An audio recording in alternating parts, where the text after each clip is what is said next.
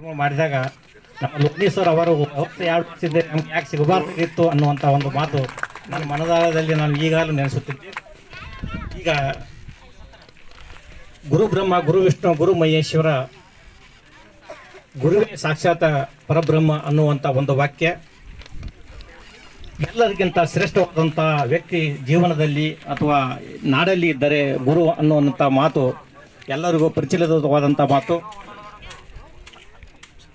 ಜಾಗತಿಕ ಬಸವ ಶಾಂತಿ ಸಂಸ್ಥೆ 2018ರಲ್ಲಿ ಸ್ಥಾಪನೆಯಾಗಿ ಜಗತ್ತಿನ ಬೇರೆ ಬೇರೆ ದೇಶಗಳಲ್ಲಿ ಕೋವಿಡ್ ಸಮಯದಲ್ಲಿ ಸಾಕಷ್ಟು ಆನ್ಲೈನ್ ಕಾರ್ಯಕ್ರಮಗಳನ್ನು ಹಮ್ಮಿಕೊಂಡಿದ್ದೆವು. ಆ ಕಾರ್ಯಕ್ರಮದ ಅಂಗವಾಗಿ ಕೋವಿಡ್ ಸಮಯದಲ್ಲಿ ಕನ್ನಡಿಗರನ್ನು ನಮ್ಮ ದೇಶಕ್ಕೆ ಕಳಿಸುವಂಥ ಒಂದು ಸಂದರ್ಭ ಹಿಡಿದುಕೊಂಡು ಅಥವಾ ಕೆಲಸಕ್ಕೆ ಬಂದಂಥ ಎಷ್ಟೋ ಕನ್ನಡಿಗರನ್ನು ಅಷ್ಟೇ ಅಲ್ಲ, ನಮ್ಮ ದೇಶದ ಪ್ರಜೆಗಳನ್ನು ನಾವು ನಾಡಿ ಕಳಿಸುವಂಥ ಕಾರ್ಯಕ್ರಮದಲ್ಲಿ ಮುಂಚೂಣಿಯಾಗಿ ನಿಂತ ಕೆಲಸ ಮಾಡಿದಂಥ ಜಾಗತಿಕ ಬಸವ ಶಾಂತಿ ಸಂಸ್ಥೆಯನ್ನು ನಾವೆಲ್ಲರೂ ಮುಂದಕ್ಕೆ ತೆಗೆದುಕೊಂಡು ಹೋಗುವಂಥ ಕಾರ್ಯ ನಾವು ಈಗ ಶಿಕ್ಷಕರ ಹೆಗಲಿಗೆ ಇರಿಸ್ತಾ ಇದ್ದೇವೆ. ಯಾಕಂದರೆ ಶಿಕ್ಷಕರು ಮನಸ್ಸು ಮಾಡಿದರೆ ಬೆಟ್ಟದಂಥ ಒಂದು ಕಲ್ಲನ್ನು ಸಹ ಒಂದು ಸಣ್ಣ ಕಲ್ಲಿನಂತೆ ಉರುಳಿಸುವಂಥ ಒಂದು ಶಕ್ತಿ ಶಿಕ್ಷಕರಲ್ಲಿದೆ. ನಾಡಿನ ಪ್ರಜೆಗಳನ್ನು ನಿರ್ಮಾಣವಂಥ ಶಕ್ತಿ ಶಿಕ್ಷಕರಲ್ಲಿ ಅನ್ನುವಂಥ ಉದ್ದೇಶದಿಂದ ಈ ಕಾರ್ಯಕ್ರಮವನ್ನು ಹಮ್ಮಿಕೊಂಡಿದ್ದೆವು. ಮತ್ತು ಇವತ್ತಿನ ಕಾರ್ಯಕ್ರಮದಲ್ಲಿ ಆಸೀನರಾದಂಥ ಎಸ್ ಮಲ್ಯದ್ ನಿವೃತ್ತ ದೈಹಿಕ ಶಿಕ್ಷಕರಾಯಿತು, ಅವರಿಗೂ ನನ್ನ ಧನ್ಯವಾದಗಳನ್ನು ತಿಳಿಸುತ್ತಾ, ಮತ್ತು MS ಅಯ್ಯಳ್ಕರ್ ಸರ್ ಅವರಿಗೂ, ರಮೇಶ್ ಕಕ್ಕಳಿಮೇಲಿ ಸರ್ ಅವರಿಗೂ, MS ಚೌಧರಿ ಸರ್ ಅವರಿಗೂ, CB ಗಡಿಗೆ ಅವರಿಗೂ, MM ಕೆಂಬಾಯಿ ಅವರಿಗೂ ಎಲ್ಲರೂ ಈ ಕಾರ್ಯಕ್ರಮದಲ್ಲಿ ಈ ಕಾರ್ಯಕ್ರಮಕ್ಕೆ ಒಂದು ಶಕ್ತಿ ತುಂಬುವಂಥ ಕೆಲಸವನ್ನು ಮಾಡಿಕೊಡಲಿಕ್ಕಾಗಿ ಇವತ್ತು ತಮ್ಮ ಬಿಡುವನ್ನು ತೆಗೆದುಕೊಂಡು ಈ ಕಾರ್ಯಕ್ರಮದಲ್ಲಿ ಆಸೀನರಾಗಿದ್ದಾರೆ. ಧನ್ಯವಾದಗಳು ಸರ್. ಮತ್ತು ಈ ಒಂದು ಕಾರ್ಯಕ್ರಮ ನಮ್ಮ ರಾಠೋಡ್ ಸರ್ ಅವರು ಈ ಒಂದು ಗಮನಕ್ಕೆ ತಂದಾಗ, ಆಯಿತು ಖಂಡಿತವಾಗಿ ನೀವು ಕಾರ್ಯಕ್ರಮ ಮಾಡಿ ಅನ್ನುವಂಥ ಒಂದು ಕಾರ್ಯಕ್ರಮ ಅವರಿಗೆ ನಾವು ವಿಷಯವನ್ನು ತಿಳಿಸಿದಾಗ ಅವರು ಒಂದು ಕಾರ್ಯಕ್ರಮ ನನ್ನ ಹುಟ್ಟೂರಾದಂಥ ಹೊನ್ನಳ್ಳಿ ಗ್ರಾಮದಲ್ಲಿ ಸ್ಥಾಪನೆಗೆ ಆರಂಭವಾಗಿ ಮತ್ತು ಇವತ್ತು ಸಿಂದಗಿ ತಾಲೂಕಿನಲ್ಲಿ ಇವತ್ತು ಕ್ರೀಡಾ ಕಾರ್ಯಕ್ರಮ ನಡೀತಾ ಇದೆ. ನನಗೆ ಒಂದು ತುಂಬ ಉತ್ಸಾಹ ಮತ್ತು ಇವತ್ತಿನ ಒಂದು ಸಂತೋಷದ ವಿಷಯ, ನಾನು ಈ ಒಂದು ಕಲಬುರಗಿಯಲ್ಲಿ ನಡೆದಂಥ 85ನೇ ಅಖಿಲ ಭಾರತ ಕನ್ನಡ ಸಾಹಿತ್ಯ ಸಮ್ಮೇಳನದಲ್ಲಿ ಶ್ರೀ ಶ್ಯಾಮನೂರು ಶಿವಶಂಕರಪ್ಪನವರ ಹಿಡಿದುಕೊಂಡು ಮತ್ತು ಅನಂತಕುಮಾರ್ ಅವರ ಧರ್ಮಪತ್ನಿಯವರನ್ನು ಹಿಡಿದುಕೊಂಡು SK ಕಾಂತ ಅವರು ಇಂಥ ಗಣ್ಯರ ಸಾಲಿನಲ್ಲಿ ಕನ್ನಡಕ್ಕಾಗಿ ಸೇವೆ ಮಾಡಿದ ನನ್ನನ್ನು ಗುರುತಿಸಿ ಸನ್ಮಾನಿಸಿದ್ದು, 3 ಲಕ್ಷ ಜನರ ಸಮ್ಮುಖದಲ್ಲಿ ಸನ್ಮಾನಿಸಿದ್ದು, ಅದಕ್ಕಿಂತ ದೊಡ್ಡ ಸನ್ಮಾನ ಇವತ್ತಿನ ಸನ್ಮಾನ. ಕಾರಣ ಇಷ್ಟೇ, ನನ್ನ ಊರು ಸಿಂದಗಿ, ನನ್ನ ಊರಲ್ಲಿ ಸನ್ಮಾನ ಜಗತ್ತಿನ ಯಾವ ಮೂಲೆ ಎಲ್ಲದಕ್ಕಿಂತ ದೊಡ್ಡ ಸನ್ಮಾನ ನನ್ನ ಜನ್ಮಭೂಮಿಯಲ್ಲಿ. ಅದಕ್ಕೆ ನಾನು ಇವತ್ತಿನ ಒಂದು ಕ್ಷಣವನ್ನು ನಾನು ಮರೆಯಲಿಕ್ಕೆ ಸಾಧ್ಯವಿಲ್ಲ. ಮತ್ತು ಜಾಗತಿಕ ಬಸವ ಶಾಂತಿ ಸಂಸ್ಥೆ ಮತ್ತು ಉತ್ತರ ಕರ್ನಾಟಕ ಬಳಗ ಕತಾರ್ ಅನ್ನುವಂಥ ಒಂದು ಸಂಘ ಸಂಸ್ಥೆಗಳನ್ನು ನಾವು ಕತಾರ್ ದೇಶದಲ್ಲಿ ಸ್ಥಾಪನೆ ಮಾಡಿ ಅಲ್ಲಿ ಸಾಕಷ್ಟು ಭಾರತೀಯ ರಾಯಭಾರಿ ಕಚೇರಿಯಲ್ಲಿ ಅದರಲ್ಲಿ ನೋಂದಾಯಿತಗೊಂಡು ಮತ್ತು ಸಾಕಷ್ಟು ಕಾರ್ಯಕ್ರಮಗಳು ಹಮ್ಮಿಕೊಂಡಿದ್ದೇವೆ. ಇತ್ತೀಚೆಗೆ ನಿಮಗೆ ನೆನಪಿರ್ಬೋದು, ಮತ್ತು ಕರ್ನಾಟಕ ಮತ್ತು ಮಹಾರಾಷ್ಟ್ರದ ಎಷ್ಟೋ ಜನ ಕತಾರದಲ್ಲಿ ಕೆಲಸಕ್ಕೆ ಬಂದು 2021ರ ಮಧ್ಯದಲ್ಲಿ ಬಂದು EMS ಅನ್ನೋಂಥ ಒಂದು ಕಂಪನಿಯಲ್ಲಿ ಕೆಲಸಕ್ಕೆ ಬಂದಿರ್ತಾರೆ. 1 ತಿಂಗಳ ಸಂಬಳ ತಗೊಂಡು ಮುಂದೆ ಸಂಬಳ ತೆಗೆದುಕೊಂಡು ದೇಶಕ್ಕೆ ಬರಲಾದಂಥ ಪರಿಸ್ಥಿತಿಯಲ್ಲಿ ಅವರನ್ನು ಸಂಪರ್ಕಿಸಿದಾಗ ನಾವು ಇಮಿಡಿಯೇಟ್ ಹೋಗಿ ಅವರಿಗೆ ಎಲ್ಲ ಕಾರ್ಯಕ್ರಮ 40 ಜನರನ್ನು ಇತ್ತೀಚೆಗೆ ಕಣ್ಣೀರು ಒರೆಸುವಂಥ ಕಾರ್ಯವನ್ನು ಮಾಡಿದರೂ ಅವ್ರಿಗೆ ಎಷ್ಟೋ ಬೆಟ್ಟದಂಥ ಧೈರ್ಯ ಬರುತ್ತೆ ಅನ್ನುವಂಥ ಮಾತನ್ನು ಈ ಸಂದರ್ಭದಲ್ಲಿ ನಾನು ಹೇಳಿಕೆ ಬಯಸ್ತಾ ಇದ್ದೇನೆ. ಮತ್ತು ಕೋವಿಡ್ ಸಮಯದಲ್ಲಿ ಕತಾರದಲ್ಲಿ ನಿಮಗೆ ಗೊತ್ತಿರ್ಬೋದು, ನಮ್ಮ ರಾಠೋಡ್ ಅವರಿಗೆ ಗೊತ್ತಿದೆ, ಎಲ್ಲರಿಗೂ ಗೊತ್ತಿದೆ. ಈಗ ಸುವರ್ಣ ನ್ಯೂಸ್ ಪ್ರತಿಯೊಂದರಲ್ಲಿ ಅದರಲ್ಲಿ ಬಿತ್ತರಿಸಿದ್ದಾರೆ.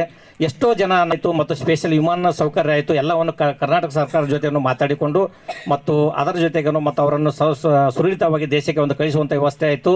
ಮತ್ತು ಇತ್ತೀಚೆಗೆ ಕಾರ್ಮಿಕರನ್ನು ಕಳಿಸುವಂಥ ವ್ಯವಸ್ಥೆ ಆಯಿತು. ಇನ್ನು ಸಾಕಷ್ಟು ಕಾರ್ಯಕ್ರಮ ನನಗೆ ಹೇಳಲಿಕ್ಕೆ ಸಮಯವಿಲ್ಲ, ಅದರ ಸಲುವಾಗಿ ನಾನು ಹೆಚ್ಚಿಗೆ ಮಾತಾಡಲಿಕ್ಕೆ ಹೋಗೋದಿಲ್ಲ. ಸಾಕಷ್ಟು ಕಾರ್ಯಕ್ರಮಗಳನ್ನು ನಾವು ಮಾಡಿದ್ದೇವೆ. ಇಂಥ ಕಾರ್ಯಕ್ರಮಕ್ಕೆ ಮುನ್ಸೂಚನೆ ಇವತ್ತಿನ ನಮ್ಮ ಸಿಂದಗಿ ತಾಲೂಕಿನ ಮೈದಾನಕ್ಕೆ ಈ ಜಾಗತಿಕ ಬಸವ ಶಾಂತಿ ಸಂಸ್ಥೆ ಅನ್ನುವಂಥ ಬಸವಣ್ಣನವರ ಆಶೀರ್ವಾದದ ಸಮೇತ ಪಾದಾರ್ಪಣೆಗೊಂಡಿದೆ. ಇನ್ನು ಮುಂದೆ ಇವತ್ತಿನ ಕಾರ್ಯಕ್ರಮದ ಜವಾಬ್ದಾರಿಯನ್ನು ನಮ್ಮ ಶಿಕ್ಷಕರು ವಹಿಸಿದ್ದೇವೆ. ಮುಂದಿನ ಸಲ ಆದರೂ ಸಹಿತ ನೀವು ಜಾಗತಿಕ ಬಸವ ಶಾಂತಿ ಸಂಸ್ಥೆಯನ್ನು ಸಿಂದಗಿ ತಾಲೂಕಿನಲ್ಲಿ ಅಷ್ಟೇ ಅಲ್ಲ, ಬಿಜಾಪುರ ಜಿಲ್ಲೆಯಲ್ಲಿ ಮತ್ತು ಇದೇ ರೀತಿ ರಾಜ್ಯದ ಪ್ರತಿ ಜಿಲ್ಲೆಯಲ್ಲಿ ಪ್ರಸಾರವಾಗಿ ಒಂದು ಉತ್ತಮ ಕಾರ್ಯದಂಥ ಮತ್ತು ಏನೇ ಕಷ್ಟ ಬಂದರೂ ಸಹಿತ ಸಂಪರ್ಕಿಸಿ ನನ್ನ ಕೈಲಿಂದ ಸಾಧ್ಯವಾದರೂ ಸಹಿತ ನನಗೆ ಯಾರಿಂದಾದರೂ ಸಂಪರ್ಕ ಸಾಧಿಸಿ ಏನಾದರೂ ಒಂದು ಸಾಧ್ಯವಾಗುವಂಥ ಒಂದು ಕಾರ್ಯಕ್ರಮ ಮಾಡೋಣ. ಆದರೆ ನಮ್ಮ ಕನಿಕರ ಮತ್ತು ಬಡವರಿಗೆ ಒಂದು ಏಳಿಗೆಗೆ ಉದ್ಧಾರ ಆಗುವಂಥ ಕನಿಕರ ಇರಲಿ. ಜಾತ್ಯತೀತ ತತ್ವಕ್ಕೆ ವಿರುದ್ಧವಾದಂಥ ಜಾತಿ ಒಂದು ಬುಡ ಮೇಲೆ ಕಿತ್ತೊಗೆಯುವಂಥ ಇಂಥ ಒಂದು ಎಲ್ಲವನ್ನು ತೆಗೆದುಕೊಂಡು ಇದಕ್ಕೆ ನಾವು ಒತ್ತು ಕೊಡೋಣ. ಅಷ್ಟೇ ಅಲ್ಲ, ಮತ್ತು ರಾಜಕೀಯದಿಂದ ದೂರ ಇರುವಂಥ ಕಾರ್ಯಕ್ರಮಗಳನ್ನು ನಾವು ಹಮ್ಮಿಕೊಳ್ಳೋಣ. ಅದಕ್ಕೆ ನಮಗೆ ಕೇಳಿದರು, ಸರ್ ಯಾರಾದರೂ ಒಬ್ಬರು ನಮ್ಮ ಶಾಸಕರನ್ನಾಯಿತು ಅಥವಾ ನಮ್ಮ ಯಾರಾದ್ರೂ ಒಬ್ಬರು ಕರೆಸೋಣ, ಬೇಡ. ಅಣ್ಣ ಬಸವಣ್ಣನವರ ತತ್ವದಲ್ಲಿ ನಂಬಿಕೆ ಇಟ್ಟವರು ನಾವು ಮೊದಲು ಮುಂದಿನ ದಿನಗಳಲ್ಲಿ ನೋಡೋಣ. ಆದರೆ ಈ ಕಾರ್ಯಕ್ರಮದಲ್ಲಿ ಮೊದಲು ಒಂದು ಜಾತಿ ಭೇದ ಭಾವ ಮಾಡುವಂಥವರನ್ನು ಮತ್ತು ರಾಜಕೀಯ ನಾಯಕರನ್ನು ಮೊದಲು ಹೊರಗಿಟ್ಟು ಆನಂತರ ನಮ್ಮ ಇದು ಎಲ್ಲರಿಗಿಂತ ದೊಡ್ಡವಂಥ ಸ್ಥಾನವನ್ನು ತುಂಬುವಂಥ ನಮ್ಮ ಶಿಕ್ಷಕರಿದ್ದಾರೆ, ಅವರಿಗಿಂತ ದೊಡ್ಡವರು ಯಾರೂ ಇಲ್ಲ ಅನ್ನೋಂಥ ಮಾತನ್ನು ಹೇಳಿ ಇವತ್ತಿನ ಕಾರ್ಯಕ್ರಮಕ್ಕೆ ನಾವು ಒಂದು ಅನುಮತಿ ಮಾಡಿಕೊಟ್ಟೆವು. ಅದಕ್ಕೆ ನಿಮ್ಮೆಲ್ಲರಿಗೂ ನಾನು ಧನ್ಯವಾದ ತಿಳಿಸುತ್ತೇನೆ. ಮತ್ತು ಕ್ರೀಡೆ ಅನ್ನುವಂಥ ಒಂದು ಸಂದರ್ಭ ಇಷ್ಟೇ. ಕ್ರೀಡೆ ಒಂದು ಮನಸ್ಸನ್ನು ಸಮತೋಲನಗೊಳಿಸುತ್ತದೆ ಮತ್ತು ಉಲ್ಲಾಸಗೊಳಿಸುತ್ತದೆ. ಮತ್ತು ನಮ್ಮ ಮನಸ್ಸು ಉಲ್ಲಾಸಗೊಳಿಸಿದರೆ ನಾವು ಏನಾದರೂ ಮಾಡಲಿಕ್ಕೆ ಸಾಧ್ಯ. ಮತ್ತು ಕ್ರೀಡೆಯನ್ನು ಈಗಾಗಲೇ ಮತ್ತು ನಮ್ಮ ಕತಾರ್ ದೇಶದಲ್ಲಿ ನಿಮಗೆ ಗೊತ್ತಿರ್ಬೋದು, ಫಿಫಾ ವರ್ಲ್ಡ್ ಕಪ್ ನಡೀತಾ ಇದೆ.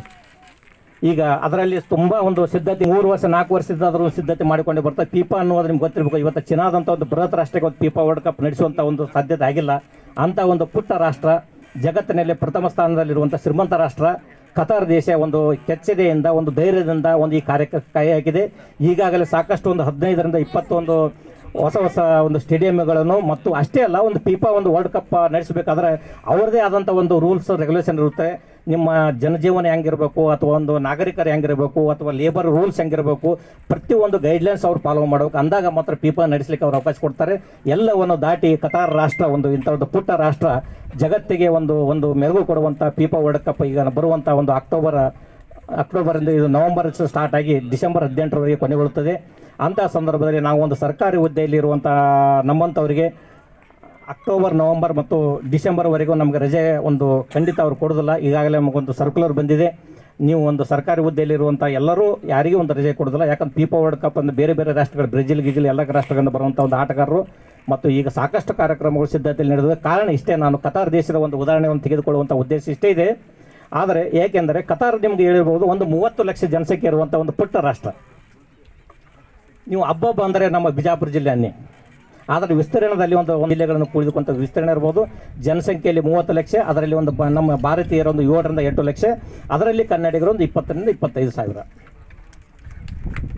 ಆ 20ರಿಂದ 25 ಸಾವಿರದಲ್ಲಿ ನಮ್ಮ ಒಂದು ಜನರಿಗೆ ನಮ್ಮ ಸಂಪರ್ಕ ಸಿಗುವಂಥ ಜನರಂದ್ರೆ 4ರಿಂದ 5 ಸಾವಿರ. ಎಲ್ಲ ಒಂದು ಲೇಬರ್ ಕ್ಯಾಟಗರಿ ಇರ್ತಾರೆ, ಎಲ್ಲೇ ಒಂದು ಸಿಟಿಯಿಂದ ದೂರ ಒಂದು ಕ್ಯಾಂಪಲ್ಲಿ ಇರ್ತಾರೆ. ನಾವು ಏನಾದರೂ ಸಾಕಷ್ಟು ಬಂದಾಗ ಆದ್ರೆ ಮಾತ್ರ ನಾವು ಅವರಲ್ಲಿ ಧುಮುಕಿ ಅವರಿಗೆ ಸಹಾಯ ಮಾಡಲಿಕ್ಕೆ ನುಗ್ಗುತ್ತೀವಿ. ಆದರೆ ದಿನಾಲೂ ನಮ್ಮ ಸಂಪರ್ಕದಲ್ಲಿರುವಂಥರ ಒಂದು 3ರಿಂದ 4 ಸಾವಿರ. ಅದರಲ್ಲಿ ಒಂದು ಆ್ಯಕ್ಟಿವ್ ಆಗಿ ಕೆಲಸ ಮಾಡೋವಂಥರ ಒಂದು 1000 ಅಷ್ಟೇ.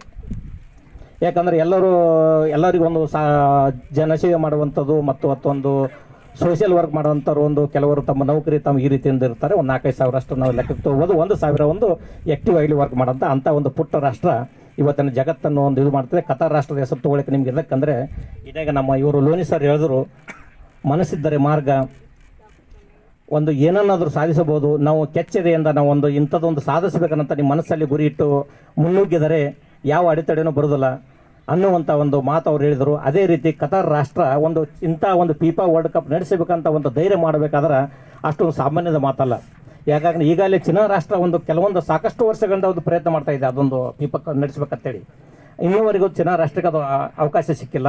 ಚೀನಾ ಅಂತ ಅನ್ನಲ್ಲ, ಸಾಕಷ್ಟು ನಮ್ಮ ಏಷ್ಯಾ ಖಂಡದಲ್ಲಿ ನನಗೆ ತಿಳಿದ ಮಟ್ಟಿಗೆ ಇನ್ನೂವರೆಗೆ ಅದು ಯಾವ ರಾಷ್ಟ್ರವನ್ನು ಫಿಫಾ ನಡೆಸಿಲ್ಲ ಅನ್ನುವಂಥ ಒಂದು ಇದಿದೆ. ಆದರೆ ಫಸ್ಟ್ ಕತಾರ್ ದೇಶ ಈ ಒಂದು ಕಾರ್ಯಕ್ರಮಕ್ಕೆ ಒಂದು ಸಿದ್ಧತೆ ಮಾಡಿಕೊಂಡಿದೆ. ಅದಕ್ಕೆ ನಾವೆಲ್ಲರೂ ನಮ್ಮ ನಾಡು, ನಮ್ಮ ರಾಜ್ಯ ಮತ್ತು ನಮ್ಮ ದೇಶ ಎಲ್ಲರ ಪರವಾಗಿ ಕತಾರ್ ದೇಶ ಇಂಥ ಒಂದು ಕಾರ್ಯಕ್ರಮವನ್ನು ಮಾಡಿಕೊಳ್ಳೋದ್ರಿಂದ ಅವರಿಗೆ ನಾವು ಶುಭವಾಗಲಿ ಅಂತ ನಮ್ಮೆಲ್ಲರ ಸಹಕಾರ ನಮ್ಮ ಇದು ಆ ದೇಶಕ್ಕೆ ಸಲ್ಲಿಕೆ ಆಗಲಿ. ಯಾಕಂದರೆ ನಮಗೆ ಇದು ಜನ್ಮಭೂಮಿ ಆಗಿರಬಹುದು, ನಮಗೆ ಕರ್ಮಭೂಮಿ ಕತಾರ್ ದೇಶ. ಜನ್ಮಭೂಮಿನೂ ಮರಿಬಾರ್ದು, ಕರ್ಮಭೂಮಿನೂ ಮರಿಬಾರ್ದು. ಅನ್ನ ಹಾಕಿದ ನೆಲವನ್ನು ಮರೆಯಬಾರದು, ಜನ್ಮ ನೀಡಿದ ನೆಲವನ್ನು ಮರೆಯಬಾರದು ಅಂತ ಒಂದು ಸಂದೇಶವನ್ನು ಅಣ್ಣ ಬಸವಣ್ಣವರು ಸಾಕಷ್ಟು ವರ್ಷಗಳಿಂದ ಸಾರಿದ್ದಾರೆ. ಆದರೆ ನಿಮಗೆ ಅಣ್ಣ ಬಸವಣ್ಣವ್ರ ಬಗ್ಗೆ ಸಾಕಷ್ಟು ಹೇಳಲಿಕ್ಕೆ ಹೋಗಲಿಲ್ಲ. ಯಾಕಂದರೆ ಎಲ್ಲರಿಗೊಂದು ಅಣ್ಣ ಬಸವಣ್ಣ ಒಬ್ಬರು ಹೇಳಿದ್ರು ಮಾನ್ಯ ನನಗೆ ಇಲ್ಲಿ ಇವರು ನಮ್ಮ ಇಲ್ಲಿ ಒಂದು ಬಸವದಳ ಇವರೆಲ್ಲರೂ ಸನ್ಮಾನ ಮಾಡಿದಾಗ ಹೇಳಿದರು, ಅಣ್ಣ ಬಸವಣ್ಣ ಅನ್ನಬೇಡಿ, ಅಪ್ಪ ಬಸವಣ್ಣ ಅನ್ನಿ. ಯಾಕಂದರೆ ಎಲ್ಲರಿಗೂ ತಂದೆ ಅಂತ ಒಂದು ಸ್ಥಾನದಲ್ಲಿರುವಂಥ ಬಸವಣ್ಣನವರು ಜಗಜ್ಯೋತಿ ಮತ್ತು ಸರ್ ಹೇಳಿದ್ರು ಬಸವಣ್ಣನವರು ನಮ್ಮ ರಾಷ್ಟ್ರದಲ್ಲಿ ಹುಟ್ಟದೆ ಯುರೋಪ್ ರಾಷ್ಟ್ರದಲ್ಲಿ ಹುಟ್ಟಿದ್ದಾರೆ. ಖಂಡಿತ ಸರ್, ನೀವು ಹೇಳಿದಂಥ 100% ಸತ್ಯ. ಖಂಡಿತ ಒಂದು ಆ್ಯಕ್ಚುಲಿ ಅವರು ವಿಶ್ವಗುರು ಅಂತ ಒಂದು ಬಿರುದು ತೆಗೆದುಕೊಂಡಂಥ ವ್ಯಕ್ತಿ. ಈಗಲೂ ನಿಮಗೆ ಗೊತ್ತಿರ್ಬೋದು, ಇತ್ತೀಚೆಗೆ ಕೆಲವೊಂದು ವರ್ಷಗಳಿಂದ ಬೇರೆ ಬೇರೆ ದೇಶಗಳಲ್ಲಿ ನಮ್ಮ ಲ್ಯಾಂಬರ್ತ್ ಸಿಟಿಯಲ್ಲಿ UK ಆಗಿರ್ಬೋದು, ಇಲ್ಲಿ ಆಗಿತ್ತು ಬಸವಣ್ಣನವರ ಪ್ರತಿಮೆಯನ್ನು ಸ್ಥಾಪನೆ ಮಾಡಿದ್ದಾರೆ. ಮತ್ತು ಬೇರೆ ಬೇರೆ ರಾಷ್ಟ್ರಗಳಲ್ಲಿ ಬಸವಣ್ಣನವರ ತತ್ವಗಳು ಸಹ ಪ್ರಸಾರ ಮಾಡುವಂಥ ಕೆಲಸ ನಡೆದಿದೆ. ನಾವು ಇವತ್ತೊಂದು ವಿಧಾನಸೌಧ ನೋಡಿರ್ಬೋದು, ಇವತ್ತೊಂದು ಪಾರ್ಲಿಮೆಂಟ್ ನೋಡಿರ್ಬೋದು. ಅದು 12ನೇ ಶತಮಾನದಲ್ಲಿ ಬಸವಣ್ಣನವರು ಪ್ರಥಮವಾಗಿ ಪಾರ್ಲಿಮೆಂಟ್ ಸ್ಥಾಪಿಸಿದ ಕೀರ್ತಿ ಬಸವಣ್ಣನವರು ಸಲ್ಲುತ್ತದೆ, ನಾವು ಯಾರಿಗೂ ಸಲ್ಲುವುದಿಲ್ಲ. ಅಂಥ 12ನೇ ಶತಮಾನದಲ್ಲಿ ಅವಾಗೇ ಪಾರ್ಲಿಮೆಂಟನ್ನು ಸ್ಥಾಪನೆ ಮಾಡಿ ಪ್ರತಿಯೊಂದು ಬಡಬಗ್ಗರಿಗೆ ನ್ಯಾಯವನ್ನು ಒದಗಿಸುವಂಥ ಕಾರ್ಯ ಶರಣರ ಸಮ್ಮುಖದಲ್ಲಿ ಮಾಡುವಂಥ ಕಾರ್ಯ ಆಗಿನಿಂದಲೇ ಮಾಡಿಕೊಂಡು ಬರ್ತಾ ಇದ್ದರು. ಆದರೆ ನಾವೇನೂ ಸಾಧಿಸಿಲ್ಲ. ನಾವು 12ನೇ ಶತಮಾನದಿಂದ ಇವತ್ತು 21ನೇ ಶತಮಾನ ಬಂದಿದ್ದೀವಿ ಅಂದರೂ ನಾವು 900 ವರ್ಷದಲ್ಲಿ ಏನೇನೂ ಇಲ್ಲ. ಆದಷ್ಟು ನಾವು ಬೇಗ ಹಿಂದಕ್ಕೆ ಹೋಗಿದ್ದೇವೆ. ನಾವು ಸಾಧಿಸೋದು ಏನೂ ಇಲ್ಲ, ಹಿಂದಕ್ಕೆ ಹೋಗಿದ್ದ ಕಾರಣ ಇಷ್ಟೇ. ಜಾತಿ ಅನ್ನೋಂಥ ಪಿಡುಗು 12ನೇ ಶತಮಾನದಲ್ಲಿ ಬಸವಣ್ಣನವರು ಹೋಗಲಾಡಿಸಲಿಕ್ಕೆ ಎಷ್ಟೋ ಬಡದಾಡಿದ್ದರು. ಆಗ ಜಾತಿ ಅನ್ನೋಂಥ ಸಂದರ್ಭವೇ ಬರುತ್ತಿರಲಿಲ್ಲ. ಆದರೆ ಈಗೇನಾಗಿದೆ, ನಾವು 21ನೇ ಶತಮಾನದಲ್ಲಿ ಬಸವಣ್ಣನವರ ತತ್ವ ನಾನ್ನ ಬಸವಣ್ಣ ಏನಾದರೂ ನಾವು ಅವ್ರ ಬಗ್ಗೆ ಮಾತಾಡ್ತೀವಿ ವಿನ ಅವರು ಮಾಡಿದಂಥ ತತ್ವಗಳನ್ನು ನಾವು ಯಾರೂ ಕಾರ್ಯರೂಪಕ್ಕೆ ತರಲಿಕ್ಕೆ ಆಗ್ತಾ ಇಲ್ಲ. ಕಾರಣ ಇಷ್ಟೇ, ನಾವು ಭಾಷಣ ಮಾಡುತ್ತೇವೆ ವಿನ ಓದ್ತೀವಿ, ಮನೆಯಲ್ಲಿ ಮರೆಯುತ್ತೇವೆ. ಇದು ಆಗಬಾರ್ದು. ಬಸವಣ್ಣನವರ ತತ್ವಗಳನ್ನು ಪ್ರಸಾರ ಮಾಡಬೇಕಾದ್ರೆ ಅದರಲ್ಲಿ ನಮ್ಮ ಧೈರ್ಯನೂ ಬೇಕು, ಕೆಚ್ಚದೆ ಬೇಕು. ಅಂದಾಗ ಮಾತ್ರ ಬಸವಣ್ಣನವರ ತತ್ವಗಳನ್ನು ನಾವು ಸಿದ್ಧಾಂತಕ್ಕೆ ತರಬೇಕು. ನಾವು ಮತ್ತು ಆಗಲ್ಲ ಬಸವಣ್ಣನವರಿದ್ದಾಗ ಜಾತಿ ಅನ್ನುವಂಥ ಸಂದರ್ಭ ಬರ್ತಿರಲಿಲ್ಲ, ಅಥವಾ ರಾಜಕೀಯ ಅನ್ನುವಂಥ ಸಂದರ್ಭ ಬರ್ತಾ ಈಗ ಎಲ್ಲಿದ್ದೇವೆ. ಪ್ರತಿಯೊಂದು ಧರ್ಮಕ್ಕೊಬ್ಬೊಬ್ಬರು ಗುರು ಆಗಿದ್ದಾರೆ, ಪ್ರತಿಯೊಂದು ಇದಕ್ಕೊಂದು ಗುರು ಆಗಿದ್ದಾರೆ. ಆದರೂ ಏನೂ ಅದರ ಬಗ್ಗೆ ಮಾತಾಡಲಿಕ್ಕೆ ಹೋಗಲಿಲ್ಲ. ಆದರೂ ಬಸವಣ್ಣನವರು ನಂಬಿಕೆ ಇಟ್ಟು ನಮ್ಮ ಶಿಕ್ಷಕರು ಇದನ್ನು ಕಾರ್ಯವನ್ನು ಎತ್ತಿಕೊಂಡು ಅವರು ಮುಂದಕ್ಕೆ ಬನ್ನಿ. ಆವಾಗ ಬಸವಣ್ಣನವರು ಕಟ್ಟಿದಂಥ ನಾಡು ಕನ್ನಡ ನಾಡು ಅಂತ ನಾವು ಸುವರ್ಣಾಕ್ಷರದಿಂದ ಬರೀಲಿಕ್ಕೆ ಸಾಧ್ಯ ಅನ್ನುವಂಥ ಮಾತನ್ನು ಆಡ್ತಾ ಇದ್ದೇನೆ. ಮತ್ತು ಅಣ್ಣ ಬಸವಣ್ಣನವರು ಎಷ್ಟೋ ಸಲ ಈಗ ಅವರು ಇದ್ದಿದ್ದಾರೆ, ಅಣ್ಣ ಬಸವಣ್ಣ ಇದ್ದಾರೆ, ಖಂಡಿತ ಅವರು ನೊಂದುಕೊಳ್ತಾ ಇದ್ದರು. ಮತ್ತು ಮಹಾತ್ಮ ಗಾಂಧಿ ಅವರಿದ್ದರು ನೊಂದುಕೊಳ್ತಾ ಇದ್ದರು. ನಾವು ಎಂಥ ಮಟ್ಟಕ್ಕೆ ನಮ್ಮ ರಾಷ್ಟ್ರ ಬಂದಿದೆ ಅಂತ. ಇದು ಆಗಬಾರ್ದು. ಇನ್ನೂ ಏನಾಗಿಲ್ಲ. ಇನ್ನೂ ಆಗುವುದಕ್ಕಿಂತ ಮುಂಚೆ ಅದನ್ನು ಸರಿಪಡಿಸುವಂಥ ಸಾಧ್ಯತೆ ಇರೋದು ಮಾತ್ರ ಶಿಕ್ಷಕರಲ್ಲಿ ಮಾತ್ರ. ಮಕ್ಕಳನ್ನು ತಿದ್ದಿ, ಮಕ್ಕಳು ಸಣ್ಣವರಿಲ್ಲಗೆ ಅವರಿಗೆ ಒಳ್ಳೆಯ ಪಾಠವನ್ನು ಕಲಿಸಿ, ಸಂಸ್ಕೃತಿ ಕಲಿಸಿ, ಅವಾಗೆ ಅವರು ಜಾತಿಯಿಂದನೂ ದೂರ ಇರ್ತಾರೆ, ರಾಜಕೀಯದಿಂದನೂ ದೂರ ಇರ್ತಾರೆ. ಅವರಿಗೆ ರಾಷ್ಟ್ರವನ್ನು ಉದ್ಧಾರ ಮಾಡುವಂಥ, ಬಡವರ ಕಣ್ಣೀರು ಒರೆಸುವಂಥ, ನೆಲವನ್ನು ಶುದ್ಧಗೊಳಿಸುವಂಥ ಕಾರ್ಯಕಾಯಕ. ಮತ್ತು ನಾವು ರೈತರ ಬಗ್ಗೆ ಆಯಿತು, ಮತ್ತು ನಮ್ಮ ದೇಶದ ಸೈನಿಕರ ಬಗ್ಗೆ ಆಯಿತು, ಶಿಕ್ಷಕರ ಬಗ್ಗೆ, ಇವ್ರು ಮೂರು ನಮ್ಮ ಕಿರೀಟಗಳಿದ್ದ ಹಾಗೆ. ಈ ಮೂರು ಜನರನ್ನು ನಾವು ಸಂತೃಪ್ತಿಗೊಳಿಸಿದಾಗ ಮಾತ್ರ ನಾವು ಹೊಸ ನಾಡನ್ನು ಕಟ್ಟಬೋದು. ಆದರೆ ನಾನು ಇಂಥ ಆಟದ ಕಾರ್ಯಕ್ರಮದಲ್ಲಿ ಈ ಮಾತ್ರ ಆಡುತ್ತಿರುವುದು ಇಷ್ಟೇ ಕಾರಣ. ಇಂಥ ಆಟದ ಮುಖಾಂತರ ಇಂಥ ಜನಜಾಗೃತಿ ಅಂತ ಮೂಡಿಸ್ಲಿಕ್ಕೆ ಸಾಧ್ಯ. ಮತ್ತು ಕೊನೆಯದಾಗಿ 1-2 ನಿಮಿಷ